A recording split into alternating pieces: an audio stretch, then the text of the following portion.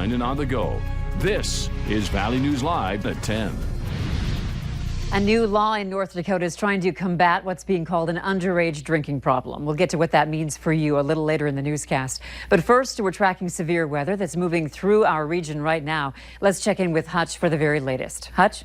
Andrea, thanks so much. Earlier this evening, some of these storms produced some significant hail and gusty straight-line winds. This video from New Rockford as the hailstorm moved through. Andrew, thanks for uploading this at valleynewslive.com. You can see the pile of hail near the door threshold there. Pretty sizable. Here's what the radar is showing. The northern valley along and north of Highway 2 seeing active thunderstorms with a lot of lightning. The good news is there are no active severe thunderstorm warnings at this time. But in Bemidji, thunderstorms moving south and east through Clearwater County are going to brush the area. Some small soft hail will be possible with these cells, but we're not expecting any more of the severe storms the way things are looking. Grafton Park River, some cells moving southeast at 30 miles per hour. And in eastern North Dakota, hit and miss thunder showers there. So our severe risk is gone. The severe thunderstorm watch was just canceled. And that means good things for our weather. I'll have details on how this cold front that's moving through will impact your forecasts for the rest of the week in a moment. All right, thanks, Hutch. You bet. Right now, many people suffer, many people die. A new North Dakota law is working to keep our teenagers safe. From now on, when someone under 21 gets a citation or ticket for having alcohol on them, no matter where they are, they have to head to the classroom. You heard that right. It's for an early intervention program. Valley News Team's Melanie Palmer explains what this means, what the new law means for you. It no longer matters where you are, a bar, grad party, or maybe in your parents' home.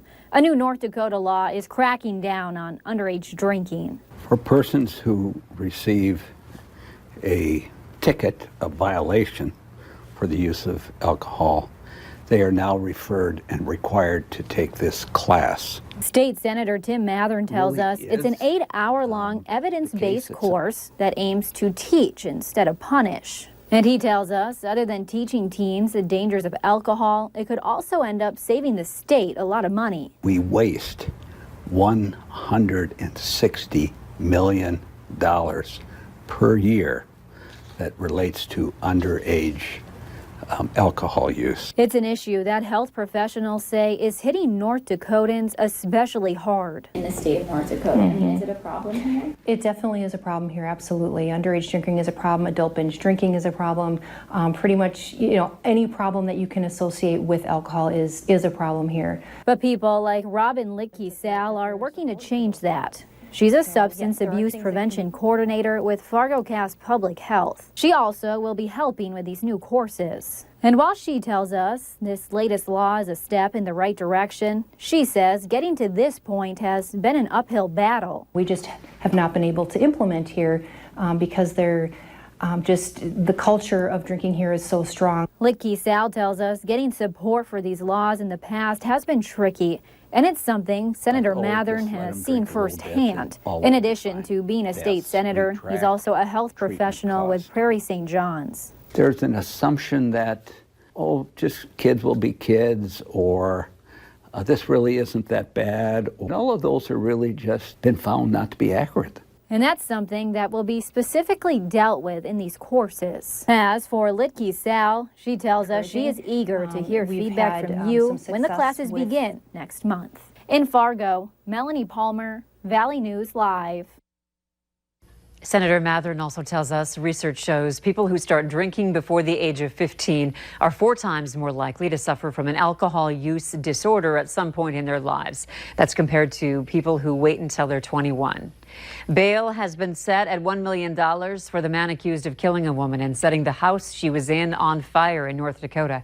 44-year-old Sheldon Davis is accused in the death of 52-year-old Denise Anderson, whose body was found in an apartment fire last Thursday. In court, Davis asked that his bail be lowered because, quote, the news media is printing out way too much. It's a bunch of lies. We wanted to know just what he meant by that and sat down with him today in a jailhouse interview. Well, I want people to know that I didn't do this. I don't know what happened. I wasn't there. I don't know how it went down. I don't know. But all I know is I didn't do it. And all I know is I left at 3 a.m. in the morning. And then 6 hours later, your girlfriend was dead. Yeah. If you want to see our full interview with Davis, head to our website, valleynewslive.com, and click on this story. A Walker, Minnesota woman is facing a child endangerment charge after court records state she walked through traffic on a Bemidji highway while drunk and holding her infant. The alleged incident happened Sunday. Court documents claim 23-year-old Carol Martinez was walking on the highway with no shoes and carrying a child who appeared to be less than 6 months old. Eventually, a witness pulled over to see if Martinez was okay, and that's when court records say she flopped her baby down on the car. When police arrived, they said Martinez smelled strongly of alcohol. They say her blood alcohol level was around 0.27. Martinez was arrested and now faces a misdemeanor charge of endangering a child. Troopers are arresting more people for DUI and drugs at this year's Sturgis Motorcycle Rally. The South Dakota Highway Patrol's daily tally shows 72 drunk driving arrests, up from 56 a year ago on the same date. Troopers also made 158 felony or misdemeanor drug arrests, up from 115 last year. The rally also saw its first fatality Monday when a 29-year-old man missed a curve south of Lead and was thrown from his cycle. He wasn't wearing a helmet. 18 people have been injured in accidents so far. That's down a fraction from last year. Moorhead Police Department's canine officers, Argo and Cash, will now be safe from hot temperatures while they're riding around in squad cars. The department was able to buy new temperature sensor equipment for the canine squad cars. The purchase was possible thanks to donations from Bell State Bank and money raised at Junkyard Brewing Company. The Census Bureau is looking for 500,000 part-time employees, with more than 1,200 of them needed in North Dakota. Most of the jobs last about 9 weeks in the spring of 2020 and will pay $15 to $19 an hour. Applications are available online. I argue that the individuals that we need to take those positions are what I call community champions. People who are saying, I understand the economic impact of my state. I understand for my city, my town, my community. And so those community champions, those individuals whose priority is to take care of their community or their town, sign up, become a census employee to be an enumerator. The Department of Commerce says about 20% of census jobs are filled by out-of-state workers. An annual event the entire community looks forward to is considered a success again this year. The Night to Unite community celebration brings people of all ages out to interact with law enforcement officials while enjoying the summer weather. This year, the safety obstacle courses gave kids a chance to use the fire hose. I think it's the demonstrations, seeing what the actual SWAT team does when they pull out to arrest the bad guys, so to speak, and also the canines to see how fast they are to sprint across the field and to take someone down who is a threat. They line up pretty deep to get in to watch that happen. There were also firefighter and sheriff's department demonstrations and lots of food. The United Way wants all kids to start off on the right foot this school year by having the right school supplies. The organization is 250 backpacks shy of its 6,000 backpack goal. If you cannot drop off a backpack for the supply drive, the United Way says all it takes is a $20 donation to give a student all the supplies they need to succeed. Donations can be dropped off at the Fargo Dome until noon tomorrow. An NDSU graduate student has proven that the big mouth buffalo fish can live more than 8 decades longer than researchers previously thought.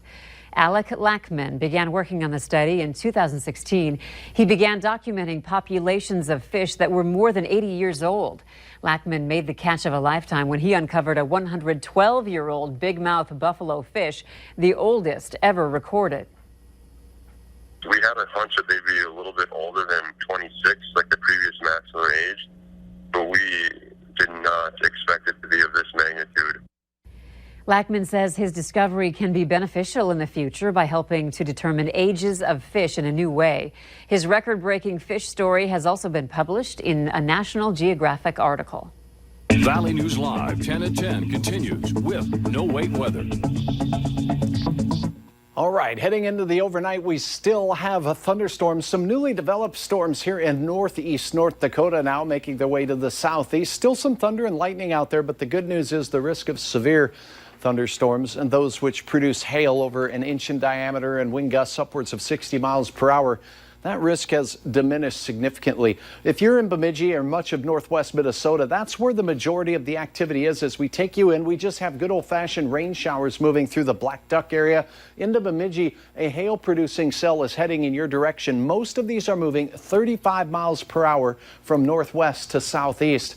Hail size on these, by the way, anywhere from nickel or smaller in most cases right now. North of Thief River Falls or in the Thief River Falls area, some more cells working their way through into northern Pennington County from southern Marshall County and taking you into Grand Forks. Another round of thunder shower activity for you as we head into the evening as well. No severe weather from these, but as we take a look, these moving into northwest Polk County shortly. If you are in Park River, if you are in Grafton, cells moving in towards your general vicinity. Michigan seeing a weaker cell, and as we look at the broad picture across eastern North Dakota, things just pretty spotty out there at this hour. The watch has been dropped for our area. It now continues down in South Dakota. So the threat for severe weather as we go through the remainder over the night is going to be very low. 77 degrees out at Hector International. Southwest winds blowing at about 8 miles per hour at 75 in Moorhead. Look at the temperatures cooler in northwest Minnesota thanks to those showers.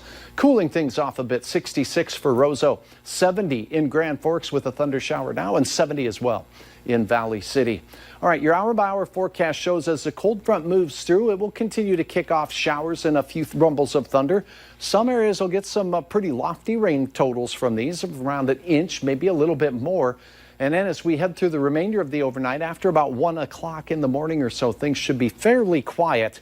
And then as we rise and shine, first thing in the morning, patchy fog, we'll still have a mix of clouds. And our wind will be from the northwest, and we'll be punching some cooler Canadian air our way.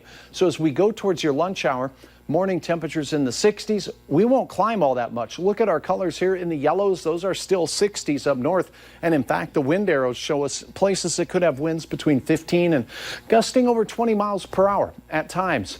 We'll have spotty shower chances in the early part of the day, and then as we go into the afternoon, clearing from northwest to southeast. It still looks like a breezy one on your Wednesday evening with temperatures that will be, we'll call it comfortably cool, and will cool quickly into the evening because we have drier air moving in. That drier air cools off fairly quickly as well. Here's what it means on the thermometer for Fargo Moorhead. Temperatures near 60 to start your day. We ramp up only into the mid 70s. We'll have a fair amount of cloud cover in the early part of the day, and if we get any showers, it will likely be before noon and 1 o'clock in the afternoon. After that, clearing will be the trend. Remember to hold on to your hats because the wind will be gusting over 20 miles per hour at times. 70s across the board, minus a renegade 60 plus degree reading here or there. Here's a look at the northern lights captured by Rick Craig last night in the Rock Lake area. Thanks for sharing your photo. It does look like after a chance of showers tomorrow will be quiet and cool on Thursday and Friday. Then Saturday brings our next chance of showers and thunderstorms, 80 degrees for the high. So nothing too hot there. We've kind of rid ourselves of that hot, sticky, humid air. Hopefully a little bit of it will come back, though. I mean, not the sticky part, but the hot. I'm saying there's a chance. Okay, yes. All right. Thanks, Sitch. Later on Valley News Live at 10, there was a lot of mixing and drinking and donating going on in the Northern Valley today, all centered around a 3-year-old girl.